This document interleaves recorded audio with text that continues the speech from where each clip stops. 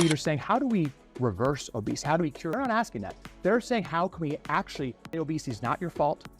Oprah, who's involved with Weight Watchers, just apologized for preaching personal accountability over the past decade. She said it's not personal accountability. We're supporting Ozempic. This is becoming, obesity is becoming something. So you think Oprah got paid? She's highly involved with Weight Watchers. Yeah, Weight Watchers has shifted from a personal accountability organization that it's been preaching for decades and is now a prescriber of Ozempic. They've totally changed because Ozempic is their business model because you never go off of it. This isn't. Tucker Carlson and Megyn Kelly have just tagged team-named Oprah's legacy into a heap of inspirational debris. So it appears that she finally chose the wrong day to become famous. It was Tucker who smiled. The scalpel was brought by Megyn. Together, they destroyed Quino's enterprise as if it had been founded on ambiguous affirmations and diet books. She is the voice of empowerment one moment. She dodges punchlines like they're flying yoga mats the next moment. What was it they said that made the couch queen tremble? Oh, it's brutally delicious. Now that that bill has gone and hasn't passed, will you reintroduce that? Absolutely, and when I am elected President of the United States, I will make sure that bill gets my desk and I will sign it into law. We already knew that, Oprah. She said that at the debate. Oprah is no longer in the business of staying up on the news. I bet she didn't even watch the damn debate. She's reading undoubtedly from blue cards her staff gave her. That's how the Oprah Winfrey Show was shot. Oprah didn't have to think of her own questions. I know. I've spoken with her executive producers over the years. All of them. And that image of America's favorite feel-good guru, the once adored Oprah Winfrey, standing on a studio stage with a microphone in her hand as if she were selling air. Why? Since she is using her efforts to moderate a political gathering. Not just any event, either. A pep rally for a billion-dollar candidate's campaign. However, the optics aren't what's truly noteworthy. In addition to a seven-figure salary, it's the appearance. Yes, exactly. Oprah profited from journalism. His rap music attacks women. I know the feeling. When I had a son, I stopped watching Oprah because it was just too anti-male, and I felt like I didn't want to bring him home where Oprah was constantly attacking men, and it's really helped. Sure. Let's set the record straight. She moderated a Harris town hall for $1 million, or more, according to some sources. She gave KLA Harris a glitzy platform with influencer-approved studios and celebrity support, rather than delving into the difficult problems. There was no interview. It was a product introduction with features, advantages, and celebrity endorsements. When was the last time Oprah actually spent time hanging with a working class person in America? She's on her Mantito estate with one of the most beautiful mansions known to man. And that is why she did not follow up with Kamala Harris in response to that stupid gun question with, well, you're on camera saying that you favor mandatory gun buybacks. So how would that work? The Oprah enthusiasm worked when it was genuine. When she first hit the scene in like the 1980s and she was fresh out of Chicago, she was in Chicago for the launch of her national talk show. She was something electric and interesting and authentic. You know, I miss fat Oprah. She was just genuine. Now this thin Ozempic Oprah has lost, along with the pound's heart, her sense of authenticity. And what we're getting these days is this cleansed elite billionaire version who wants to scrub the record of Kelly Megyn. Oh, how ridiculous Megyn Kelly thought the show was. She hardly concealed it. She said that it was influenced and coerced. Because you know things have officially gone south when you switch from being a friendly conversationalist to a Broadway thespian who has lost her lines. Oprah had her own screenplay and her facial expressions. Bring on the gentle gasps, the deep depths, and the perfect opportunity for a close-up shot. Genuine number. It was journalism disguised as performance art. Harris in the news this week for, among other reasons, having run her billion-dollar campaign down to the studs when it comes to her cash. She's reported $20 million in debt. We told you the story the other day. Well, now the reports are that she blew the vast majority of that last $20 million on stars. Now, so far, we've only had one star deny receiving a direct payment, and that person is Oprah Winfrey. The reporting is, and we've seen the verification via various publications, that Harpa Productions, her production company, was paid $1 million for that farce of a town hall that Oprah put on. What a joke. So Oprah's production company got $1 million. Then there's the famous story of the Ozempic conversion. Oprah slimmed down, But according to Kelly, yes, I'm paraphrasing here, she appears hollow, as if she had to rob herself of her joy to conform to the fashion in the mirror. Oprah, Kelly called it skinny. It's a warning story, not a compliment. Lose your spirit, lose 50 pounds. That's rich, isn't it? In essence, she's claiming that Ozpic is a soul-stealing fraud. Here's the inconsistency, though. Oprah's brand is one of reinvention and change. Gain followers, reduce weight, and improve your marketability. Therefore, losing weight is just a way to avoid going to your own self-pity party.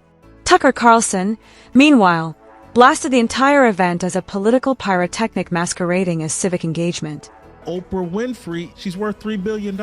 She's up there talking about all the racism she encountered. But okay, so Oprah Winfrey is American, but Kamala Harris, Jamaicans are not Americans, A. B, not oppressed in any sense. They're actually very successful in the United States. Caribbeans in general, I think, make more native-born whites. They're successful, they're entrepreneurial. They're not part of the history of racism and slavery in the United States, just the opposite. They just showed up here. So, this is ridiculous. He poked fun at a press release.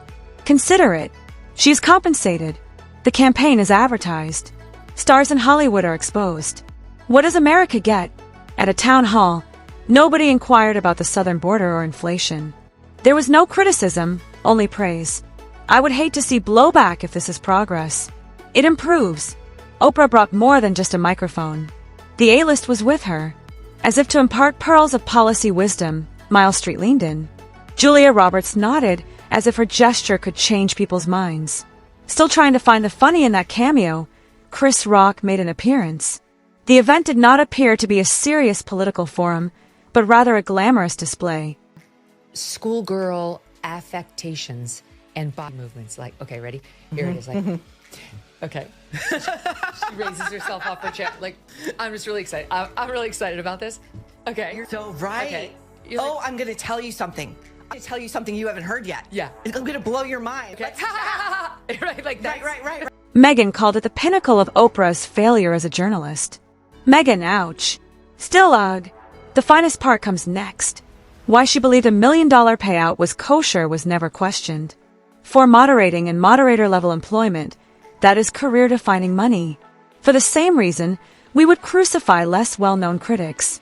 However, like an amnesiac ninja, Oprah manages to get away with her influence without facing any repercussions. Let's draw attention to the hypocrisy. Oprah's brand challenged critical self-reflection and promoted empowerment. She is hired to promote a campaign's talking points rather than to refute them, yet here she is acting as a public relations spokesman. The media circus would regard her as Rupert Murdoch manipulating strings in Fox News. Tent if she did that maneuver without being called Oprah. I'll tell you something, people. This is yet another piece of evidence that Oprah Winfrey is fake news. News people do not require the campaign to pay us so we can interview them. I had a town hall of sorts in this election, sat down with the Tim Walz Stolen Valor former colleagues. Do you think I charged them to set up the set? No, I didn't. Megyn Kelly paid for it. Silence and asymmetrical applause, though, because it's Oprah. She used her reputation as a weapon in the ideal cover or scam. Megyn Kelly claimed that all of this made Oprah appear so disconnected from her former friendly demeanor, characterizing her as snobbish, unapproachable, and as though she had exchanged her porch for a penthouse. Indeed, you're no longer really serving the poor when your events cost more than the GDP of some nations. Despite her humble beginnings, Oprah is now in such rarefied air that her immune system may be at danger from breathing ordinary oxygen. You do not have autonomy over this. If you cannot control when and how you choose to bring your children into the world and how they are raised and supported, there is no American dream. There's no American dream without abortion. That to me sounds like a woman that's had an abortion. I don't know, but that's what it sounds like to me. Well, it's such a grotesque and crazy thing to say that clearly it's coming from someone. Let's return to the topic of weight loss. Something intangible fell off when Oprah lost weight, Megyn said. Her warmth, her soul. Oh, the irony. Reinvention was the foundation of Oprah's career. She withstood criticism, dull talk show hosts, and the wildly fluctuating public opinion. Change is nothing new. Oprah's change, being aired, monetized, and financially rewarded, is novel. It makes sense why the story was violently rewritten. Now picture this. Though it appears more like a Netflix teaser, you tune into what you believe to be a serious political discussion. Oprah Winfrey, she's turned into some sort of nutcase. She's a nutcase. Listen to her last night saying what she thinks the stakes are of this election. If we don't show up tomorrow, it is entirely possible that we will not have the opportunity to ever cast a ballot again. We are voting to save ourselves from this precipice of danger. Would you spare me the drama? I realize you $1 billion in the drama business. Tears, which you could no longer produce anymore. We all saw you run out of it. You got $1 billion. You stopped feeling empathy for the people who came on your show. We're going to have elections again. Just take a deep breath. You're good. May not turn out the way you want, but we're going to... Soft focus, studio lighting, and please clap here signals are all equal portions.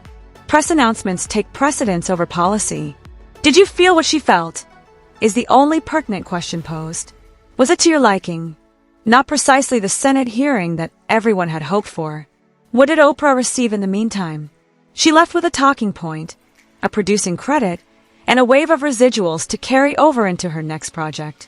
Just a widely shared TikTok video of him looking me in the eye. No responsibility, no difficult questions. Oprah is admitting she's on Ozempic. And this is our team asked you what was interesting to you today. This was on yours and mine, because of course you've done a lot of shows on Ozempic. I've listened to some of them. We've talked about this, there's a bunch of drugs. That's just one of the brands. And now she said she originally wouldn't go on because she thought it would be, quote, cheating. But now she's admitted that her recent weight loss is due to Ozempic. So what do you make? Money bags are used as confetti in this stunt TV show. Feel this. Oprah is now successfully marketing electoral trust in addition to self-help. She is the first political influencer to receive payment. Previous YouGov polls indicate that when Oprah's name is associated with a candidate, confidence increases. You get credibility as a result. She receives payment. The narrative is given to the candidate. Talk show oncology is what the rest of us get. Flat inquiries, bright lights, and hazy warmth. With Oprah giving out endorsements like it's a midday giveaway, why even bother with journalism? A candidate is given to you. A candidate is given to you. Integrity is not involved. Forget investigative grit or difficult queries. Simply turn down the lights to the glow levels of TikTok. Add some celebrities, and you have a chat show masquerading as democracy. Don't even inquire about the 7-figure speaking fees. Her supporters are converted, not inquisitive. She is more than just a famous person now. She is a boardroom goddess who trades her small-town charm for worship of the Fortune 500. All of this culminates in a punch that is double-weighted. Oprah is not to blame for being dodgy. Accuse her fans of being naive. They will defend this as if it were biblical. She's Oprah. She cannot be mistaken. Oprah is not merely resting on her prior successes. Her image is being pressure-washed till it sparkles enough to make people forget that she is now acting as a glorified, high-heeled campaign pitch. You would think that someone with decades of experience would use it for subtlety, perhaps even a little conflict, but no. Brand identity suffers from confrontation. If he had an American Express black card, it would be much simpler to play Oracle and nod like the Dalai Lama. Let's face it, her alliances speak for themselves. She doesn't come across as a truth seeker by surrounding herself with sheltered performers and carefully chosen intellectuals. It shouts echo chamber, regulated temperature, and enhanced scent. She knows. This isn't being naive. It's a tactic. Additionally, if you feel that's harsh, consider it a wake-up call rather than a cancellation. She is not a bad guy. However, it is noteworthy that she is playing one slicker than the majority of politicians. Politicians at least act like they're not trying out for daytime television. The system isn't being broken by her. The system is her.